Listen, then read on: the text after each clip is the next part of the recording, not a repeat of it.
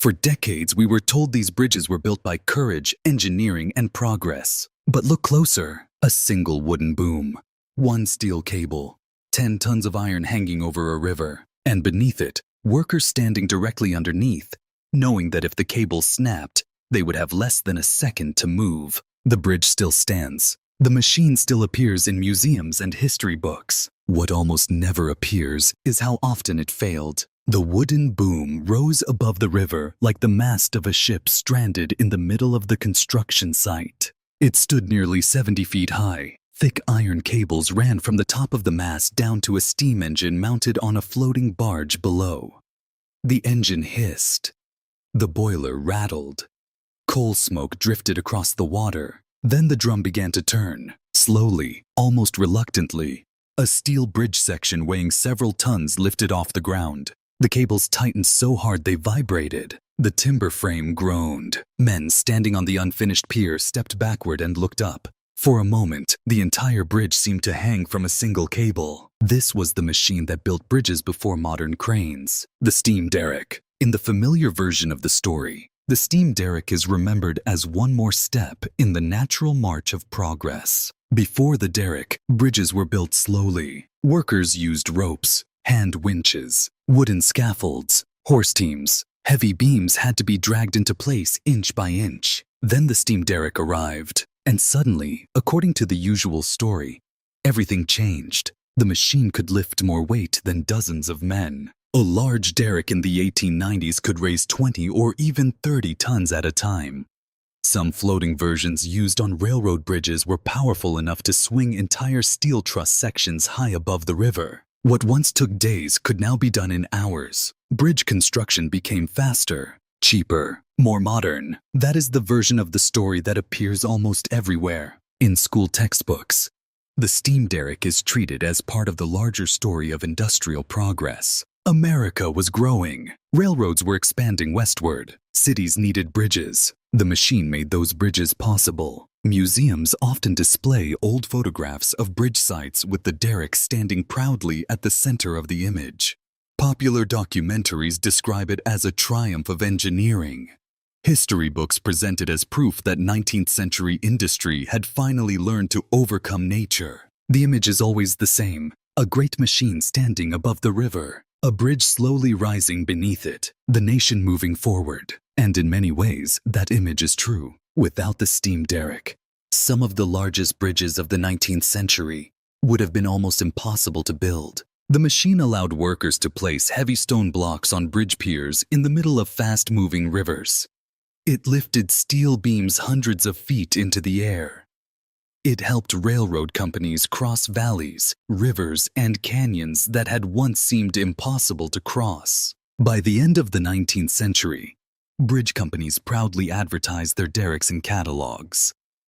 The machine appeared beside words like efficiency, power, and progress. The derrick became more than a machine. It became a symbol that industry could defeat distance, a symbol that technology could organize chaos, a symbol that the future belonged to those who could build bigger and faster than anyone before. But there is something strange about the way this machine is remembered. The photographs almost always show the derrick. They rarely show the workers standing beneath it. The history books describe how quickly the bridges were built. They almost never describe what the construction site actually felt like. The constant hiss of steam, the smell of wet timber and hot oil, the noise of the cable grinding across the pulley wheel, the fear of standing beneath 10 tons of steel hanging in the air. And there are other details that seem strangely absent. The broken cables, the cracked wooden booms, the bridge crews who sometimes refuse to stand beneath the machine after seeing it fail once before. At first, these seem like small details, minor things, the kind of details that disappear naturally over time. But once we begin to read the engineering reports, newspaper accounts, and bridge company records from the period, those missing details begin to appear again and again. The machine had not changed. The story around it had. But if this machine represented progress, why are some parts of its history almost never discussed? The strange part is that the problems began almost immediately. As steam derricks became more powerful, bridge construction did become faster. On paper, the numbers looked impressive. A bridge company in the 1880s might complete a stone pier in half the previous time. A steel truss section that once required 40 men with ropes and hand winches could now be lifted by a single derrick crew of 6 or 7. The boom moved, the cable tightened, the load rose. Progress seemed obvious. But the same engineering reports that celebrated those improvements often included another set of numbers. Accidents, broken cables, collapsed booms, men crushed beneath swinging loads. And this is where the story starts to become difficult. Because the more powerful the derrick became, the more dangerous the entire worksite became with it. A typical bridge-building derrick in the 1890s used a steel cable between 3/4 of an inch and 1 inch thick. Under ideal conditions, the cable could hold several tons. But bridge construction was rarely an ideal environment. Rain soaked the cable. Mud covered the drum. Winter temperatures made the steel brittle. Workers often overloaded the machine because construction schedules demanded it. A bridge section weighing 12 tons might be listed in the plans as 10. The foreman would order the lift anyway. The engine operator would open the throttle.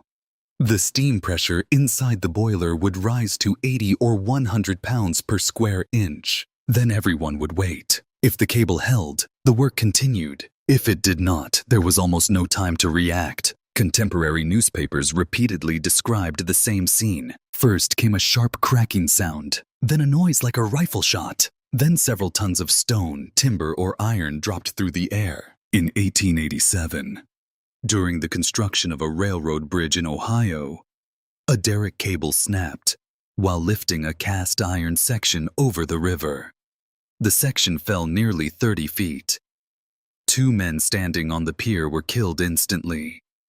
The newspaper described one of them as struck before he could take a single step.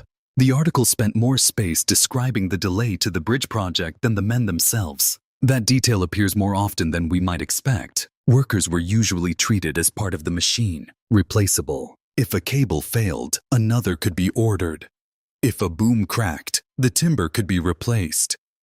If a worker died, another could be hired. The steam derrick made bridge construction more efficient. It also made the labor beneath it more temporary. Before the derrick, moving heavy bridge materials required large gangs of workers using ropes, pulleys, horses, and hand-powered capstans. The work was slower, but it was also spread across dozens of people.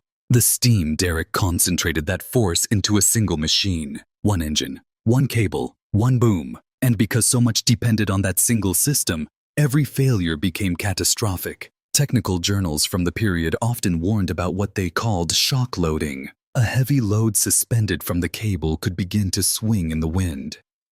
When the operator tried to stop it suddenly, the force on the cable could briefly become far greater than the actual weight of the object. A 10-ton bridge beam could momentarily pull with 15 or even 20 tons of force. The wooden mast would bend. The bolts holding the boom in place would creak. Workers nearby could hear the entire structure making noises that no machine should make. One bridge worker later described standing beneath a derrick during a lift and hearing, "The timbers complain above us." That was his phrase. The timbers complain. At first, that sounds poetic. It was not. He meant that the wooden boom produced a low cracking sound every time the load shifted. The crew kept working anyway, because they usually had no choice. Bridge construction was often done under intense pressure. Railroad companies wanted the line open. Cities wanted the bridge finished. Contractors were paid by the project, not by the hour. Every delay cost money, and so bridge crews worked in conditions that modern construction crews would probably shut down immediately. Workers climbed across narrow beams 100 feet above the river while the derrick swung steel sections overhead. In winter, ice formed on the timbers of the scaffold. In summer, the boiler radiated heat so intense that operators sometimes worked shirtless beside the firebox. The smell of wet rope, coal smoke, hot oil, and river mud hung over the site all day. The noise never stopped. The steam engine hissed. The drum rattled. The cable screamed across the pulley wheel. Workers sometimes developed hand injuries from guiding the cable into place. Others lost fingers when the wire rope caught their gloves. Newspapers described men falling from the bridge after being struck by swinging beams. Yet many of these details barely appear in the familiar version of the story. Instead, the steam derrick is remembered as a clean symbol of industrial confidence, a machine lifting a bridge section against the skyline, a triumph. But when we read the reports written by engineers themselves, the language becomes strangely cautious. Again and again, they warned that derricks were being pushed beyond their intended limits. Again and again, they described bridge crews taking risks because there was no practical alternative. And again, the same contradiction appears. The machine saved labor, but only by making every remaining worker stand closer to danger. The machine reduced the number of men needed to lift a load, but it increased the consequences when something went wrong. The machine made bridges possible in places where they could not have been built before. But it also created work environments so dangerous that some bridge companies quietly began keeping their own private records of injuries separate from the official project reports. Why? Why does this detail appear repeatedly in technical journals, engineering correspondence, and local newspapers, but almost never in the popular version of the story? The familiar version of the steam derrick story usually compresses everything into a single image: a bridge under construction, a crane lifting steel into the sky, workers standing confidently on the beams. Then the bridge is finished. The river is crossed. Progress wins. But once we compare that image with the original documents, the timeline becomes much harder to explain, because the steam derrick did not suddenly transform bridge building overnight. For decades, it barely worked the way later histories suggest. Early derricks were notoriously unstable. Many were not purpose-built machines at all. Contractors often built them on site from heavy timber, reused iron fittings, and a steam engine borrowed from another job. The mast might be a single pine trunk 60 feet tall.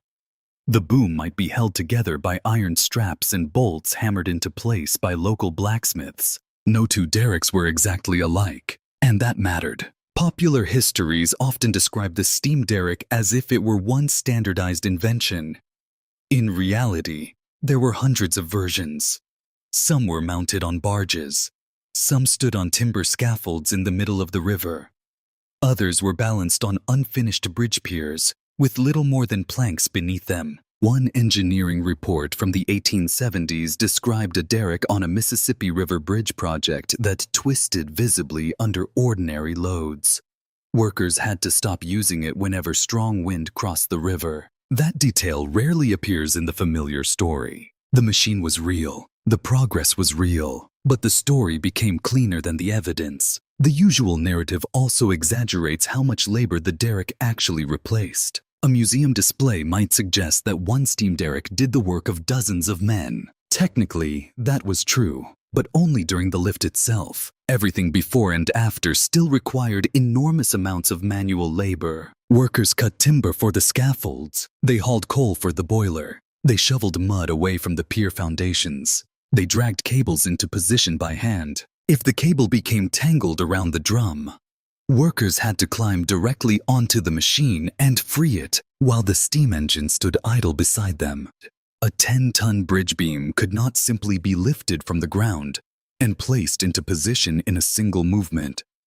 Often, it had to be rolled onto skids, aligned by hand, partially lifted, adjusted again, and only then raised into place. The derrick reduced labor, but it did not eliminate it. Instead, it changed the kind of labor that workers performed. The strongest men were no longer necessarily the most valuable. The most valuable worker was often the signalman. He stood where the operator could see him. One hand signal meant stop, another meant lower, another meant raise slowly. On noisy bridge sites, where the hiss of steam and the clatter of the drum drowned out every voice, a mistake in those signals could be fatal. And mistakes happened constantly. Newspaper reports from the period describe workers being crushed because one signal was misunderstood. An operator thought the load should rise. The signalman had meant for it to stop. The beam swung sideways. Someone below had nowhere to go. Popular history almost never includes those moments because they interrupt the clean image of mechanization. They remind us that the machine was never operating alone. It depended on tired workers, cold workers, workers standing on narrow planks in the rain, workers who had already been on the job for 12 hours. And this is where another strange detail begins to appear. The famous photographs of bridge construction often show the derrick itself in perfect clarity. The machine stands at the center of the frame. The workers are tiny. Sometimes they are barely visible at all. That may seem unimportant, but it shaped the story people later remembered. The derrick looked powerful. The workers looked secondary. By the early 20th century, magazines and company catalogs often described the machine as if it were doing the work almost by itself. Advertisements for bridge contractors showed huge derricks lifting steel above rivers, while workers stood below like spectators. The image was powerful. It was also misleading, because contemporary labor records show that bridge crews often became larger, not smaller, as projects grew more ambitious. A longer bridge required more men to stabilize the loads, more men to guide the swinging beam with ropes, more men to maintain the boiler and replace worn cables. On some large railroad bridge projects, nearly 1/3 of the workers were employed not in building the bridge itself, but in supporting the derrick that built it, feeding the boiler, repairing the drum, replacing cracked timbers, inspecting the cable for broken strands. The machine created a new layer of labor that later histories rarely discuss. And there was another omission. The simplified story often makes it seem as though bridge builders immediately trusted the steam derrick. They did not. Engineering journals from the 1880s are filled with warnings about the machine. Some bridge companies refused to use steam derricks over certain sizes because they believed the risks were too great. Others continued using hand-powered systems for years because they considered them more reliable. One engineer wrote that, "The rapid extension of steam lifting apparatus has outpaced the practical knowledge required for its safe operation." In other words, the machine spread faster than workers learned how to use them safely. That is not usually how the story is told. The usual version presents mechanization as smooth and inevitable, but the documents describe something far messier. Experiment, failure, improvisation. A bridge company would try a larger derrick. The boom would collapse. The next version would be reinforced with thicker timber and iron braces. Then that version would fail in a different way. The historical narrative often compresses decades of conflict into a single image of success. The finished bridge survives. The failed machines disappear. The workers injured during construction disappear with them. Even the timing is often simplified. When later histories describe a famous 19th century bridge, they usually focus on the moment it opened, the ceremony, the speeches, the first train crossing the river. But some of those bridges took years longer to build than originally planned because the derricks repeatedly failed. On one bridge project over the Ohio River, 3 separate derricks collapsed during construction over a period of 18 months. One fell into the river entirely. Another snapped its boom while lifting a steel truss section.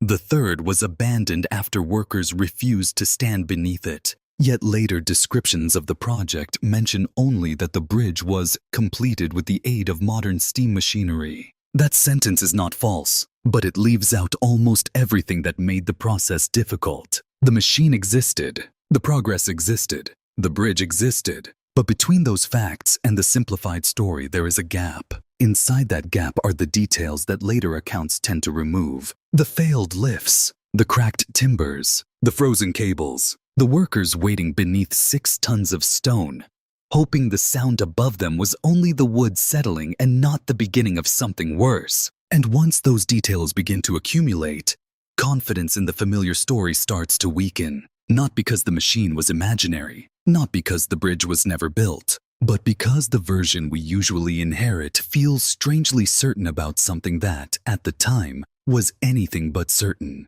By the beginning of the 20th century, the steam derrick had become more than a machine. It had become a symbol. Bridge companies placed it at the center of advertisements. Railroad corporations printed it in brochures. Photographs of half-finished bridges almost always positioned the derrick in the middle of the frame, rising above the river like proof that nature itself was being brought under control. The message was simple. America was advancing. The machine made that advancement visible. A bridge is difficult to photograph once it is finished. It becomes part of the landscape. But a derrick lifting a steel truss high above the water is dramatic.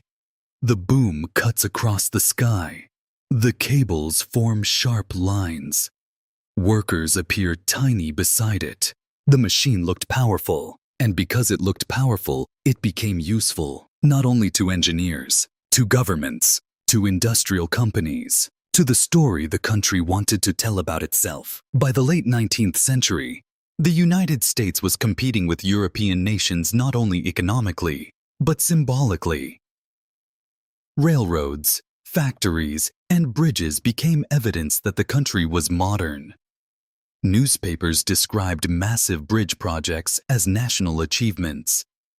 Politicians spoke about them as proof that the country had entered a new age. The steam derrick fit perfectly into that story. It turned the difficult, chaotic process of bridge building into something that appeared organized and inevitable. A machine lifting steel through the air suggested control. It suggested order. It suggested that modern industry was solving problems faster than older methods ever could. And this is where the history becomes uncomfortable. Because the cleaner the story became, the easier it was to ignore everything around the machine. The bridge companies benefited from that version. A contractor could advertise that his steam derricks reduced construction time by half. He did not need to mention the injuries. A railroad company could celebrate a bridge opening as a triumph of engineering. It did not need to mention that several workers had died building it. Even museums later inherited the same pattern. Museum exhibits tend to reward simple stories.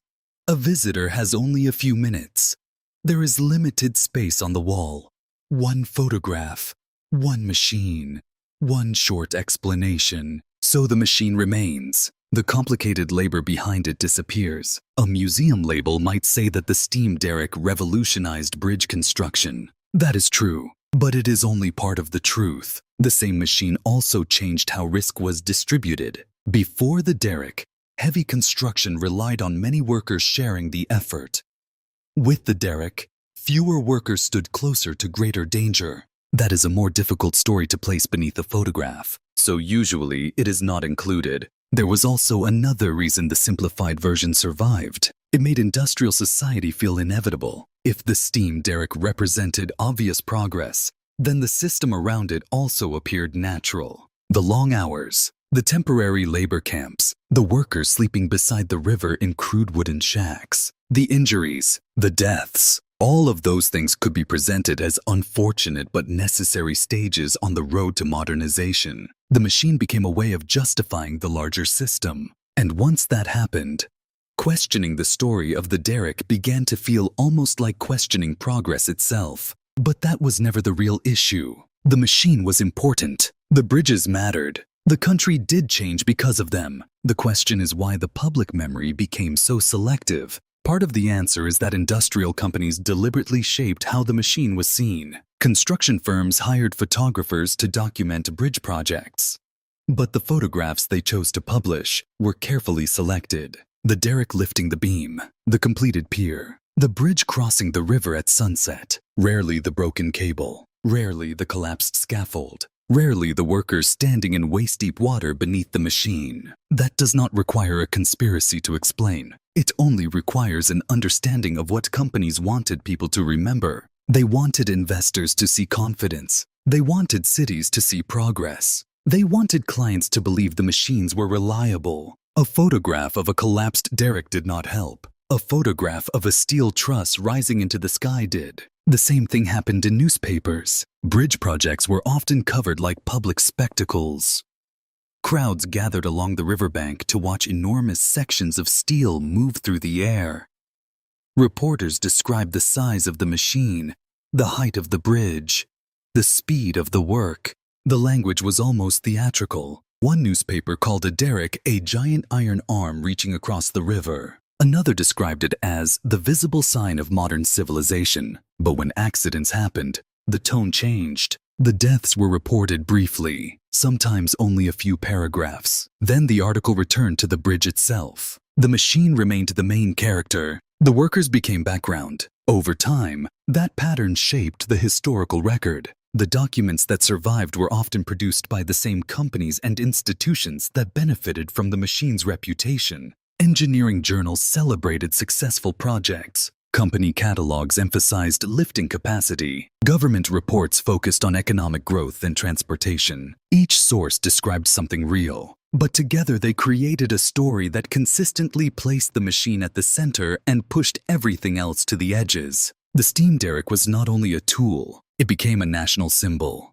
A symbol that industry could overcome rivers. A symbol that engineering could conquer distance. A symbol that the future belonged to the countries willing to build bigger, faster, and higher. And symbols are rarely remembered in messy ways. They are simplified, polished, turned into stories that feel complete. That is why the familiar version of the steam derrick remains so powerful. Not because it is entirely wrong, but because it is useful. Useful to companies, useful to governments, useful to museums, useful to the broader idea that industrial progress moved in one clear direction, with one clear meaning. But the closer we look, the harder that version becomes to maintain. Because the machine was not only a symbol of progress, it was also a machine surrounded by risk, uncertainty, improvisation, and workers whose experiences fit poorly into the official story. And perhaps that is the real reason those details were pushed aside. Not because they were hidden, but because they made the story more difficult to tell. The documents themselves are surprisingly direct. They do not speak in the language of myth. They speak in numbers, dates, loads, temperatures, broken parts, injury reports. And when those records are read together, they describe a version of the steam derrick that feels very different from the one most people remember. A maintenance log from a bridge project in Pennsylvania recorded that the main lifting cable had developed broken strands after only 3 weeks of use. The cable was supposed to last for months. Instead, workers counted more than 20 damaged wires along a section less than 4 feet long. The foreman wrote only one sentence beside the entry: "Continue operation until replacement can be obtained." The derrick remained in service. That pattern appears repeatedly. Bridge companies often knew the machines were being used beyond safe limits. But replacement parts took time to arrive. A new cable might require days. A new boom could require weeks. Stopping the project meant losing money. So the work continued. Engineering diaries from the construction of railroad bridges in the 1880s and 1890s frequently mention cables slipping on the drum, cracked timber supports, and steam pressure rising beyond the recommended limit. One engineer recorded that the boiler on a floating derrick reached 110 pounds per square inch. Even though the manufacturer recommended a maximum of 80, he added another sentence beneath it: necessary to maintain schedule. Again, the detail was never hidden. It was written down at the time. What rarely happened was including it in the main story. Worker testimony paints an even darker picture. After a derrick accident on a bridge project in Missouri, surviving crew members described hearing the boom begin to split nearly an hour before it finally collapsed. They heard the cracking. They reported it to the foreman. The work continued. One worker later testified that nobody wanted to stop the lift because the bridge company had threatened to cut wages if the project fell behind schedule. When the boom finally failed, it dropped a steel beam weighing nearly 8 tons into the river.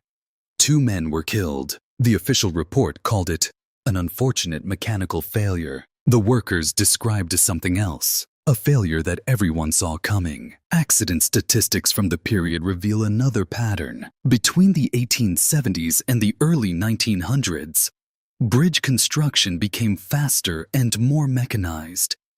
But the number of serious injuries on large bridge projects did not fall in the same way. In some cases, it increased. One labor investigation from the early 20th century examined bridge construction crews working with steam derricks across several states.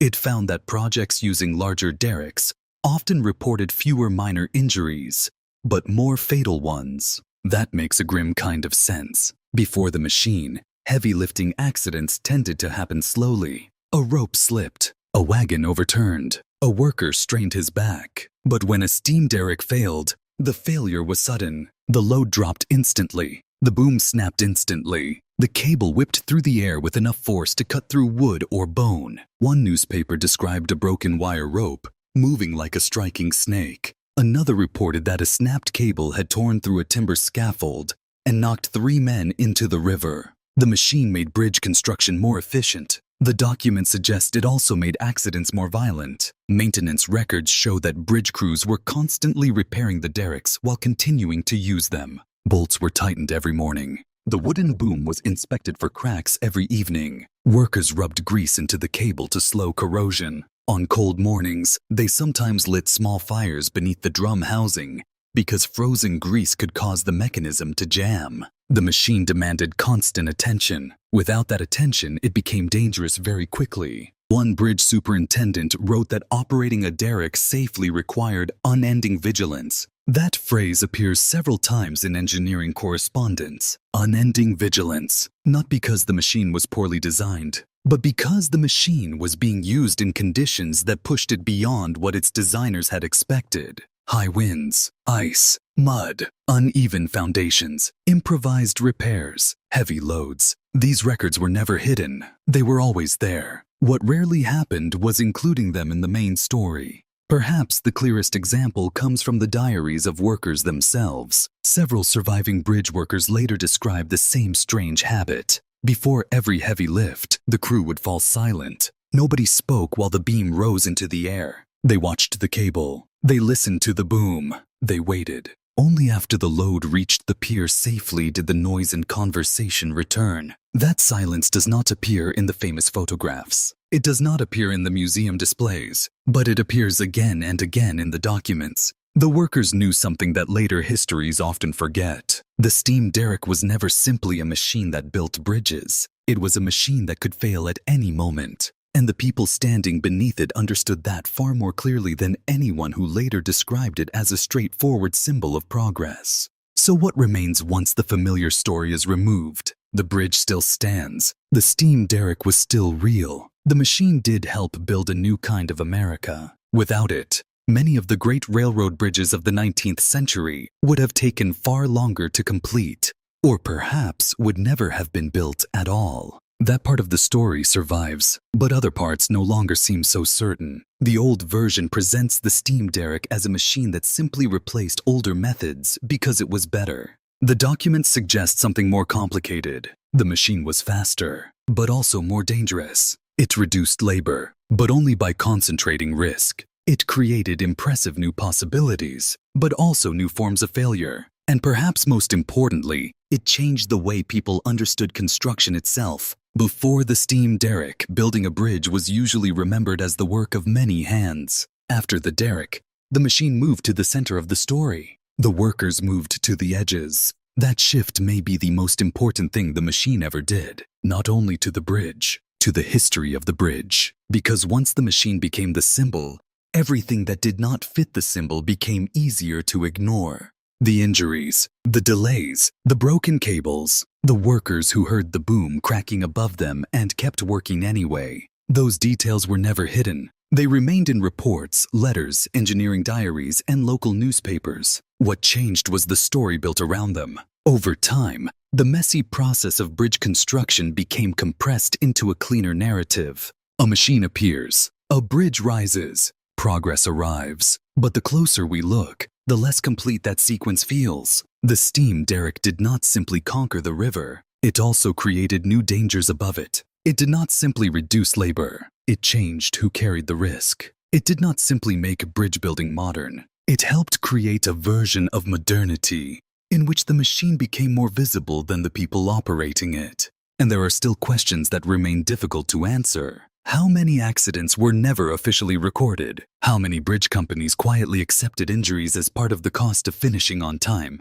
How much of what we now call progress depended on workers taking risks that later histories no longer mention? The documents do not fully answer those questions. Perhaps they cannot. Too many records are missing. Too many workers left behind no written account at all. All that remains are fragments, a maintenance note, a newspaper paragraph, a line in an engineering diary describing unusual strain in the boom. Small details, but together they make the familiar story feel less stable. The machine remains impressive, perhaps even more impressive than before, because now it no longer appears as a simple symbol. It appears as something harder to explain. A machine that transformed the landscape, a machine that changed labor, a machine that made possible the bridges that connected a continent, and a machine whose history was always more complicated than the version most people learned. If for so long we accepted such an orderly story about this machine, how many other histories are we still repeating simply because they fit more comfortably into the narrative of progress?